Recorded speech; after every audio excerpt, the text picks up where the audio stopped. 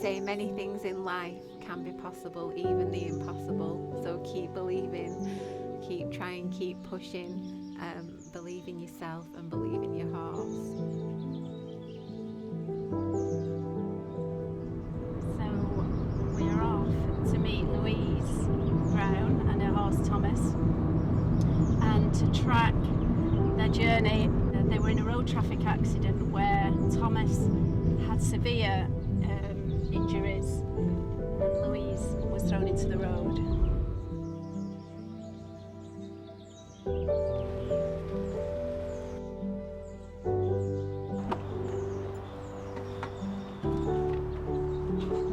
Hi!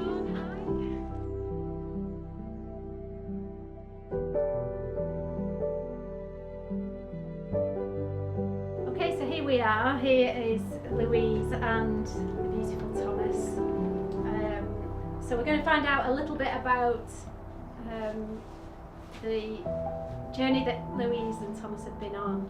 He was from Doncaster. There wasn't a picture of him. There was a lady advertising horses for sale, and she said, just come down, have a look. I've got a few that I've bred myself. I need to reduce my stock.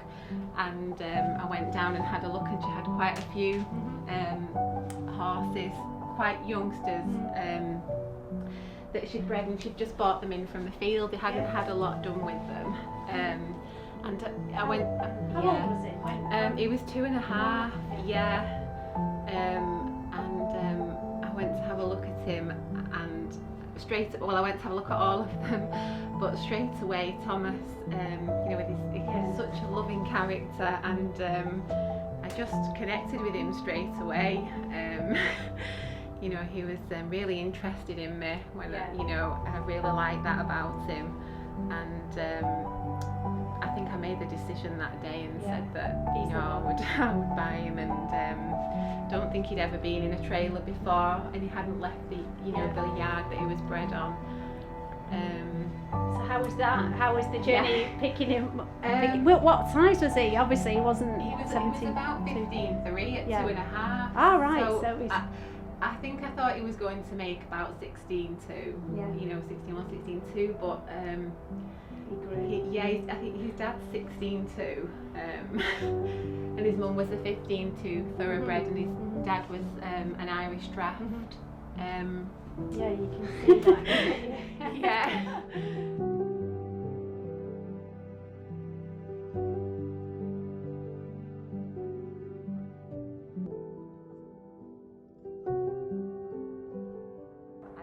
I was going for a ride. It was in the afternoon, about 3:30. And I'd finished work, and I just decided to go for a short hack around the estate. And we normally hack out and come down Castleton. It's only a short journey, about 40 minutes normally. And I remember there's a little bit of road work we have to do just to get us back onto Trowse Lane. And I always, you know, go out onto the road, check it's clear. And we proceeded down the road, and there was no cars when we got out onto the road, and then as we made our way down the road, there was a few parked cars that we had to overtake, but the road was still clear, and then I could sense a car creeping up quite quickly behind us, coming closer, but I just carried on because I was nearly past the last vehicle before I was at the curbside, and then all of a sudden I saw Thomas's eye look to the road, and I felt like a shove from behind into his like I felt it push forward, and the next thing I was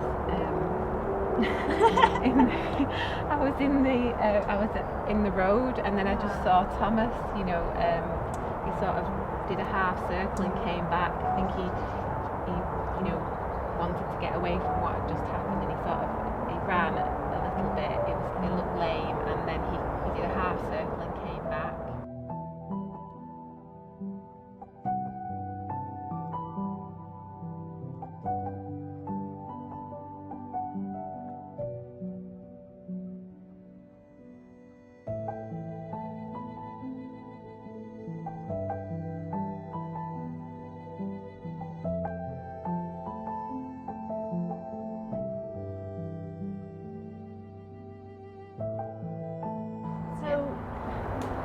you'd had the accident, and then Yeah. Peter had come, and then you'd got him off to Leahurst, and what happened then?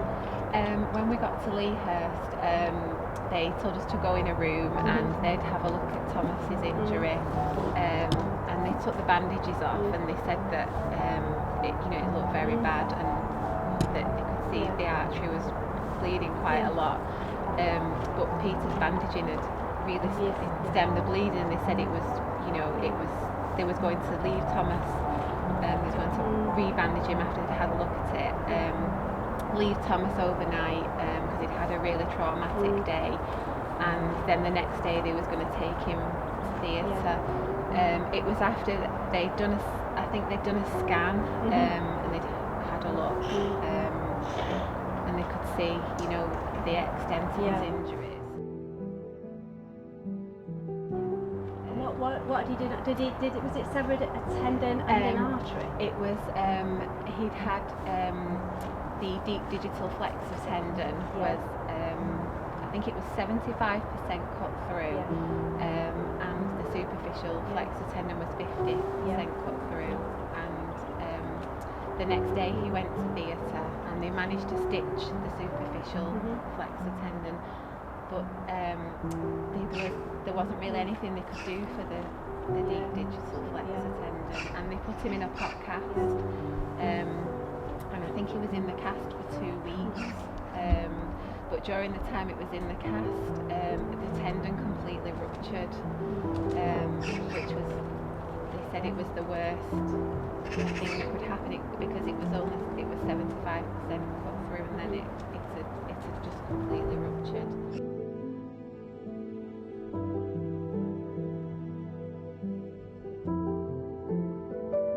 I went to visit him nearly every day, just to let him know that I was still here for him.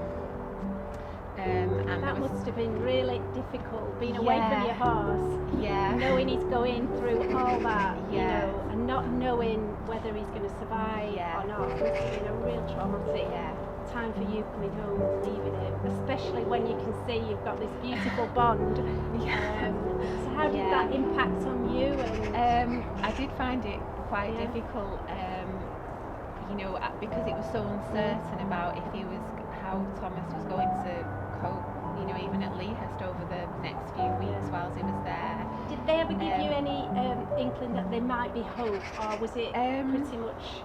I think they said definitely Thomas will never be ridden again. They said, they're sure about that this horse would never be able to be ridden.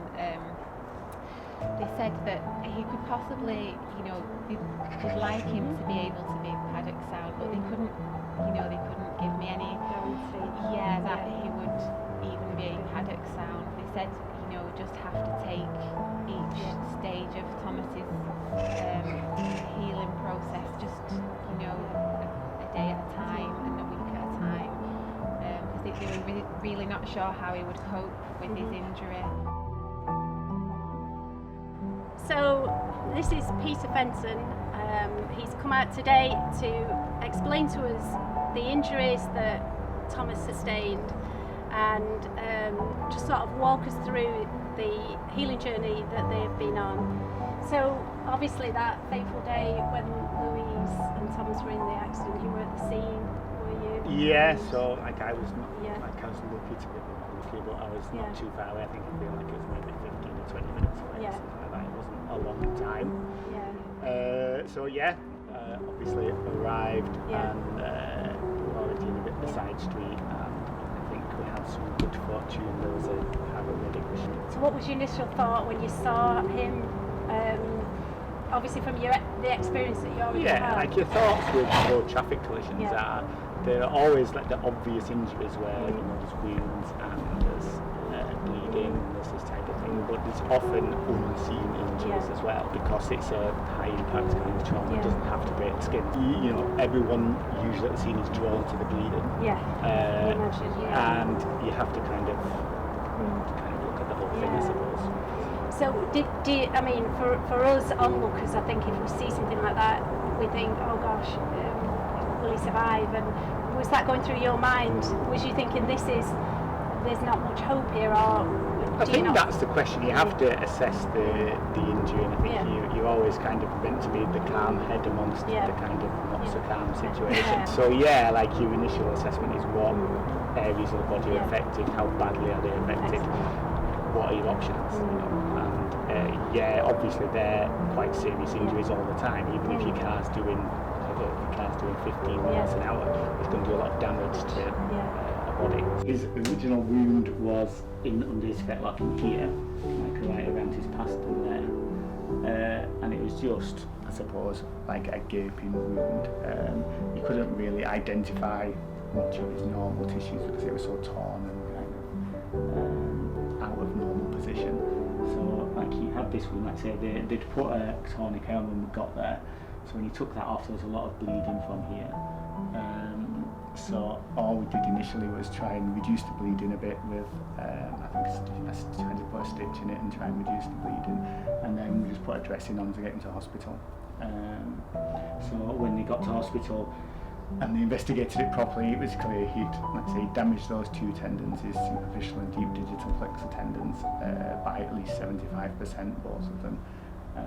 Along with the other soft tissue structures in that area, which most frequently would be, if not life-threatening, kind of life-ending kind of event, like it's a very serious kind of amount of injury. So that was attended to under anaesthetic and repaired as well as it could be, and then he had that kind of very testy period straight after that, which was the touch and go few days, where it was, is that going to hold or not hold kind of thing. And eventually he's left with this, so he was like, this has healed quite well, like it's a tiny bit larger but it's not anything like it was, and it's affected his tendons all the way up, so you can see it's thickened there as well. He had an additional surgery to cut one of those tendons anyway because it's so contracted, and so he has like that bit of it, you can't see it, but a bit of extension on his shoe to try and get him to lower his heel because it's quite contracted. But when he's moving, he moves quite well on it, really, considering. Yeah, I really just want to say, a big thank you to Peter and his team, the team at the office. There's been many times that I've phoned when I've been worrying. Everyone there's been really great, really supported us. When I've been panicking about things, they've got hold of Peter, and he spoke to me on the phone, or he's come to see Thomas if it's been necessary. It's just been, we really couldn't have done it without Peter and the team. They've really helped us every step of the way. That's how Thomas is here today, because of, all your help and your knowledge and experience. And I am really grateful, and it's just made the journey, it was hard in the beginning, but it's just been like a magnificent journey it's turned out to be, because this outcome, he didn't really, he didn't know where it was going to go.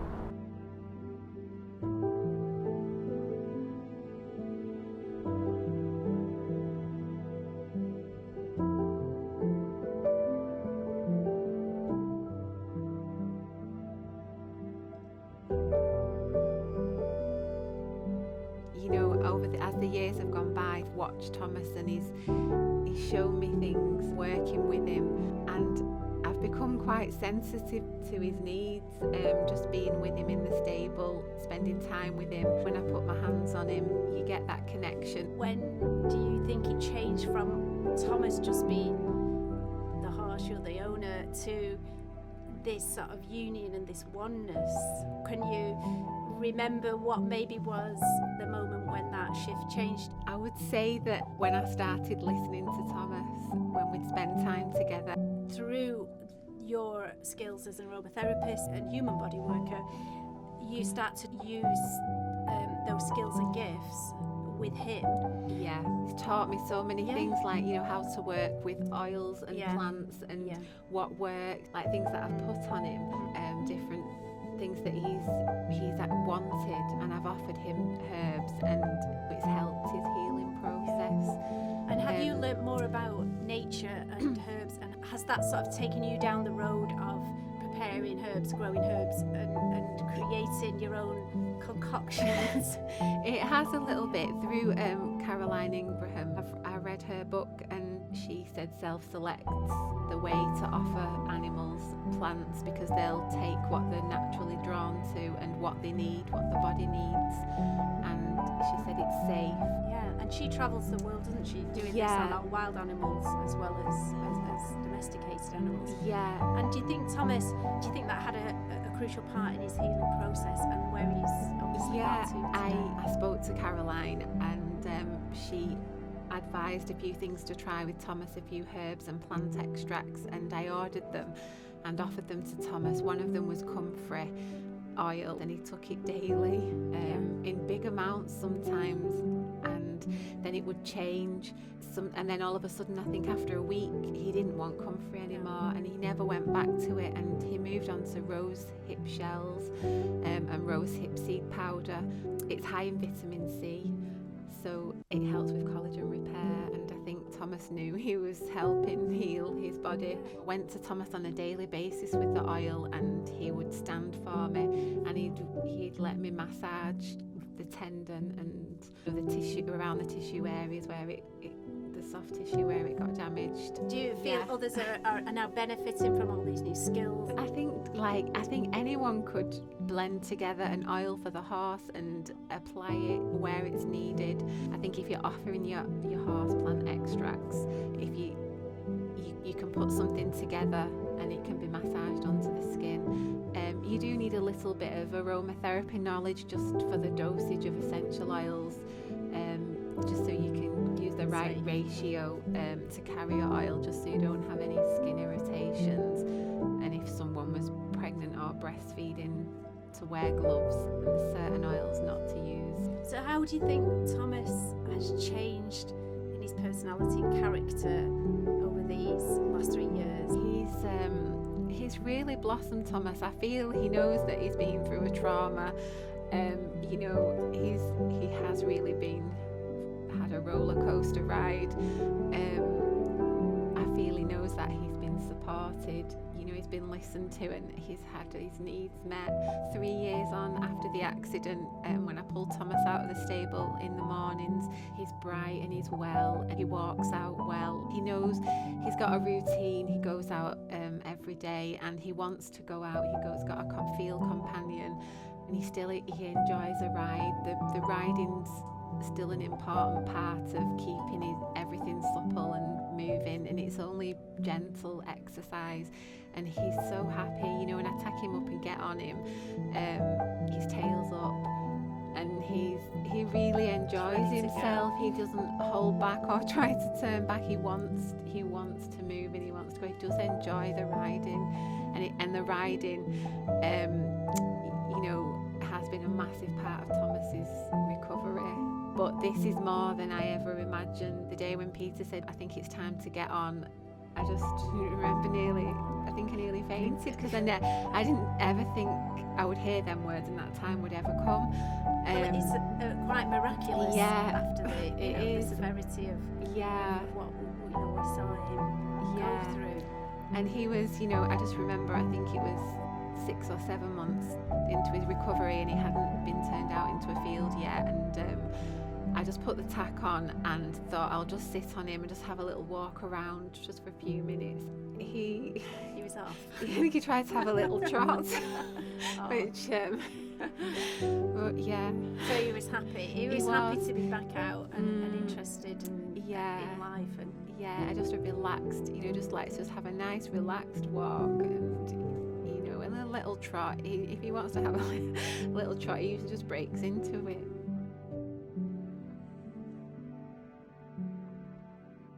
I think at one point, I think he felt he had touched death, but he was fighting back. When you've seen him back there when he was in that state, where he wasn't sure he was going to come back from this.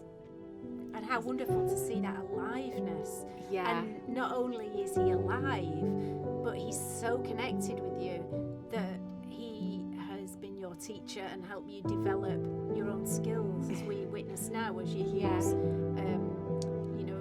your own talents and gifts in a bigger way and share that with us and our horses, and other people. horses out there that sometimes need additional help or therapy. I feel, don't be afraid to try things. There's many things, available to you out there. There's many things that help Thomas. The aromatherapy helped him, and there's the magnet boots. They was of great help, and they help with swelling and pain. Talk to your vet, because there's things that the vets can offer. There were some wraps that Peter recommended for Thomas that you would ride out in, and once you'd been on your ride, you'd have wet them through and they'd cool down, and you'd leave them on for 30 minutes. And I noticed a big difference with Thomas, like with using these wraps regularly after exercise. And there was the complementary therapy, the Harper gel, which was something that made a big difference to Thomas. You have like that support, you just know that you're going to be able to get through it. Because as a carer looking after your animal that you love and cherish, you need support yourself. You need to have somebody that's there for you, that on those dark moments where you really feeling doubt and fear and uncertainty, that someone can lift you back up and say it's going to be all right, and we'll get you to the next point.